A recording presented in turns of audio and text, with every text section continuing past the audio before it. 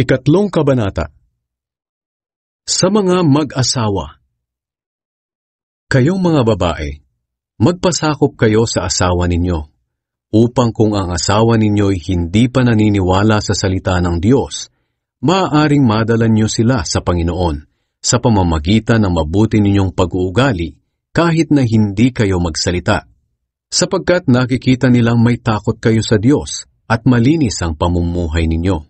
Kung gusto ninyong maging maganda, huwag sa panlabas lang tulad ng pag-aayos nyo ng buhok na nilalagyan ng mamahaling alahas at pagsusuot ng mamahaling damit. Sa halip, pagandahin ninyo ang inyong kalooban, ang mabuting pag-uugali na hindi nagbabago. Maging mahinhin kayo at maging mabait. Ito ang mahalaga sa paningin ng Diyos, at ito ang ginagawa ng mga babaeng banal noong unang panahon. Nagpapaganda sila sa pamamagitan ng pagpapasakop nila sa kanilang asawa.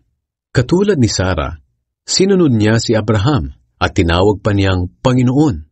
Mga anak na kayo ni Sarah, kaya dapat matuwid ang ginagawa niyo at huwag kayong matakot sa kahit anuman. Kayo namang mga lalaki, pakisamahan ninyong mabuti ang inyong asawa, dahil ito ang nararapat bilang isang Kristiyano. Igalang niyo sila bilang mga babaeng mas mahina kaysa sa inyo, dahil binigyan din sila ng Diyos ng buhay na walang hanggan katulad ninyo. Kapag ginawa niyo ito, sasagutin ng Diyos ang mga panalangin ninyo. Magmahalan kayong lahat. Ngayon, narito ang ilan ko pang bilin sa inyong lahat. Dapat magkaisa kayo sa isip at damdamin, at magdamayan. Magmahalan kayo bilang magkakapatid.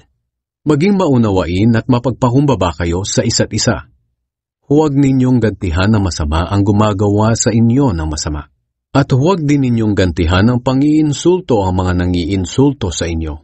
Ang dapat ninyong gawin ay manalangin na kaawaan sila ng Diyos, dahil pinili kayo ng Diyos na gawin ito, at para kaawaan din niya kayo. Sapagkat sinasabi sa kasulatan, ang sinumang nagnanais ng maligaya at masaganang pamumuhay ay hindi dapat magsalita ng masama at kasinungalingan. Dapat lumayo siya sa masama at gawin ang mabuti. Pagsikapan niyang kamtin ang kapayapaan, sapagkat iniingatan ng Panginoon ang matuwid, at sinasagot niya ang mga panalangin nila, ngunit galit siya sa mga gumagawa ng masama. Sino ang gagawa ng masama sa inyo kung laging mabuti ang ginagawa niyo?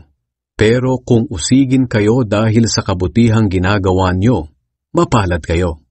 Huwag kayong matakot o mag-alala sa anumang gawin nila sa inyo. Alalahanin niyo na si Kristo ang dapat ninyong parangalan at sundin. Dapat lagi kayong handang magpaliwanag sa sinumang magtatanong sa inyo tungkol sa pag-asa ninyo. At maging mahinahon at magalang kayo sa inyong pagsagot. Tiyakin ninyong laging malinis ang inyong konsensya para mapahiya ang mga taong minamasama ang mabubuti ninyong gawa bilang mga tagasunod ni Kristo. Mas mabuti pang magtiis kayo ng hirap dahil sa paggawa ng mabuti, kung ito talaga ang kalooban ng Diyos, kaysa sa magtiis kayo ng hirap dahil sa paggawa ng masama. Sapagkat si Kristo nga'y pinatay kahit wala siyang nagawang masama, at minsan lang siya namatay para mapatawad ang mga kasalanan natin. Siya na walang kasalanan ay pinatay alang-alang sa atin na mga makasalanan, para madala niya tayo sa Diyos. Pinatay siya sa laman, pero binuhay siya sa espiritu.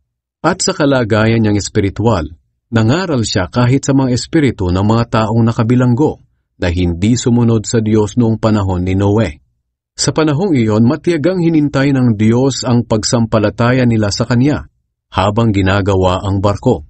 Ngunit 8 tao lang ang sumampalataya at pumasok sa barko at nakaligtas sa tubig.